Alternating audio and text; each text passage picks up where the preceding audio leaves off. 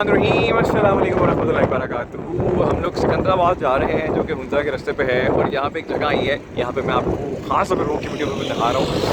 Continental plate है ना, यहाँ पे दो डिफरेंट प्लेट्स हैं वो यहाँ पे कोलाइड करती हैं और यहाँ पे लिखा गया है nearly 55 million years ago the Indian and Eurasian continental plates collided along a line which passed through the soil.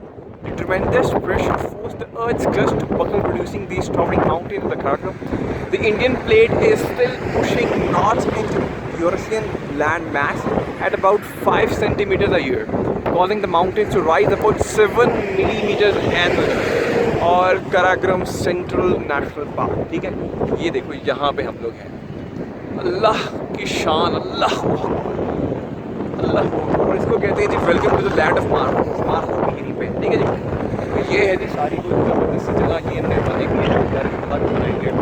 आपको ये भी दिखा देता हूँ यहाँ पे, बट ये बहुत खूबसूरत है, बहुत बहुत बहुत बहुत बहुत।